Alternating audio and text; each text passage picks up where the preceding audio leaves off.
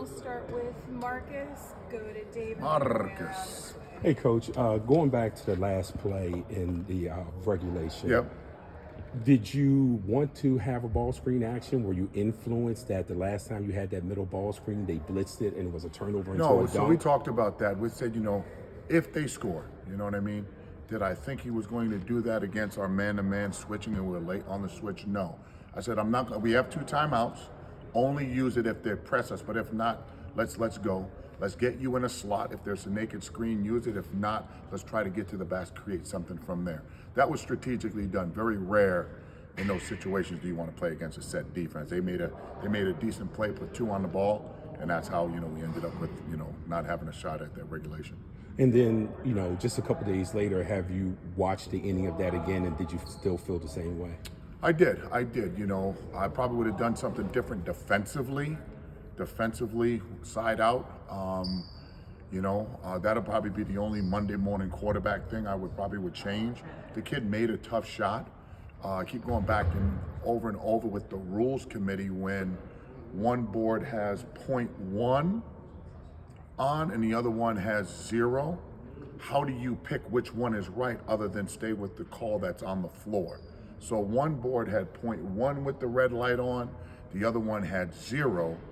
And, I think human intuition and human gut feeling, if you're the official, says, well, I don't want to be wrong one way or the other. Why don't we just go to overtime? One board said something, the other one didn't. So that's a rules thing. I'm not on the rules committee, so I don't know. Do you think that college basketball is moving towards a direction? We've seen this now several times, including last night with Stanford, North Carolina, where 3s are beating 2s, where a team has been dominant in the lane, making 2s and stuff, and then the opponent makes just enough 3s to win. Do you think that 3-point shot is now truly beating 2s? Well, it's beat us 3 times. We gave up 13 threes the other night. We gave up 15 threes against St. John's. I believe we gave up 11 to 12, against Xavier, I believe. So you mean 3s? When you look at the NBA, look how many shot attempts are going up. Look in college basketball, how many shot attempts are going up 3s. From 2, 3, 10, 12 years ago, it's not even in the same hemisphere. You'd be lucky if you got 15 threes. Then you go back and you look at the last game you had Connecticut played Seton Hall. Seton Hall made 1 3. Connecticut made, I believe, 3 threes.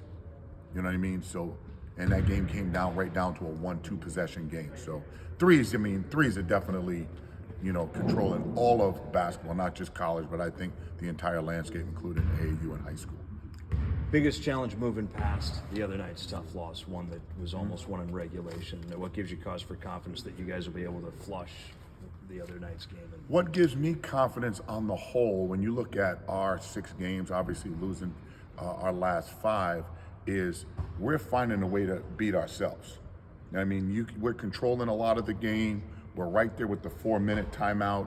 It's a 1-2 possession game. Each and every game that we've played, other than St. John's, you're right there. We got to learn to finish the game. So what gives me hope is we're as competitive as anybody in our league. Our record doesn't indicate it, but my faith and my trust in our men is super, super high. We're looking forward to playing an unbelievable basketball team on Saturday. UConn offensively, what is it that they do that makes them so special? They they have Alex Caravan, who to me is the leader of the group, knows Danny's system in and out. You have Solo Ball, he's in his 3rd year. You have Taurus, who's in his 2nd year there with them. They have carryover and know-how. When you look at Stewart, you look at Ross, they have guys that been there. So, and then they targeted guys in the portal that fit them. They have one of the best freshmen in the country, and Mullins, who can shoot the ball extremely well, really good off the bounce. Give him and his staff a lot of credit. So their continuity and chemistry is all about familiarity.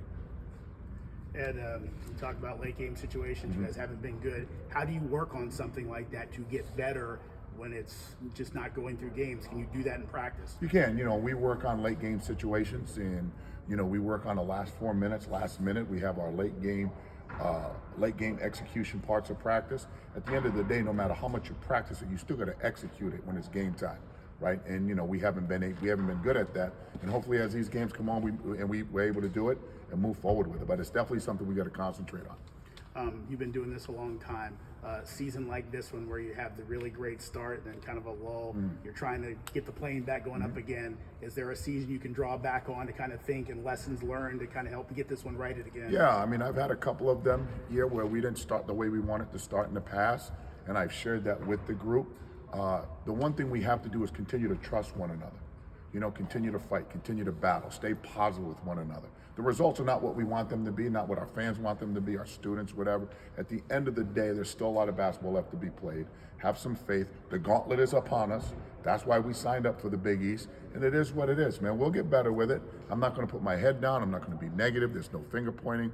All of us collectively have to do a better job, and that's what we'll coach them to do. And my last one, you did say before, hey, offensively, we got to trust each other. Like you said, did you see more of that against Creighton? Absolutely. We did everything we could to win the game, and at the very end, with a minute and a half to play, we did everything we shouldn't do to lose the game. So I thought our players trusted. I loved our energy. I loved our preparation. It was one of those fluke things that happened, and they were fortunate to come away with the win. Coach, I'm down 3 with 20 seconds left of regulation. Did you give any consideration to intentionally fouling? Not with 22 seconds left. I think it's a lot of time. Too many things could happen. Too many things could happen if it didn't. Like, okay, so you foul with 20 seconds left. You go down. Okay, so they make 2. They're going to foul you. Do you make 2? Then you're in that situation again. Most coaching, we're going to look to probably foul up 3. Under 10 seconds, a little bit more than that. When you do your study and analytics on it, it's 50-50 versus like a 98% rate when you foul up 3 under 10 seconds. And do you expect Gabriel to be ready to play at some time soon? We're still evaluating that. The last thing I want to do, with somebody coming in mid-semester, number one, are they ready? Are they programmatically and systematically ready? Are you taking away from gentlemen that have been here? And does he know enough to actually help? And if not, if he's not going to play 20 to 25 minutes, why would you risk a full year of eligibility for that student athlete? So there's a lot of thought that goes into that. And we're still not there, but we'll be there pretty soon. And then, obviously the big story this morning was the gambling indictment. How do you view the profusion of gambling into all athletics and especially college athletics? Well, whatever the thing that came out today, whatever the statement says, there's a million games we've played. Refer to the statement. As far as gambling in sports, that's always something we've always been concerned about in intercollegiate sports from years ago. Right now, as it's more prevalent, it's on television all the time. I don't know what some of the betting systems look like. I've never been a gambler on sport with respect to a prop bet here. I don't know what any of that means. I really don't. I'm one of these old school throwback coaches. I know it's really prevalent. I know we have to speak to our student athletes a lot about it because of the ramifications it could have, not when they're in school, is when they get out of school and the carnage they live behind when those actions is impermissible. You're not supposed to do it. So I don't understand why these student athletes continue to think that that's going to be the best thing for them moving forward, especially now that we're paying these players, right? So I don't know what more you would want, knowing the ramifications that when you are caught, it's not a matter of if. It's not a matter of if. There is too much technology, too many things that are said, and eventually something will get out where you did the wrong thing. So I'm completely against betting while you're in school. When you get out of school, do whatever the hell you want to do. But when you're being paid, when you have a scholarship, when it's not something you're supposed to be doing, I think you should abide by those rules. Thanks, Coach. Appreciate it. Hey, Coach. Going back to Gabby, is the idea that if you want to preserve a year of eligibility, is the idea that he's going to be a Hoya for multiple years to come? I'm hoping, because we see a lot that he definitely could help us with.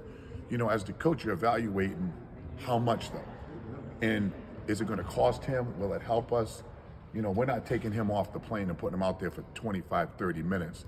And he doesn't even know what our ball screen coverage is. He doesn't know what terminology is. He doesn't know what our offensive scheme is, our defensive schemes. So that takes time. You got to figure, we've been together since June. And to me, it's been disappointing that we're in the seat that we're in based on the chemistry we should have on the floor, the know-how we should have on the floor. So, we just got to pick it up.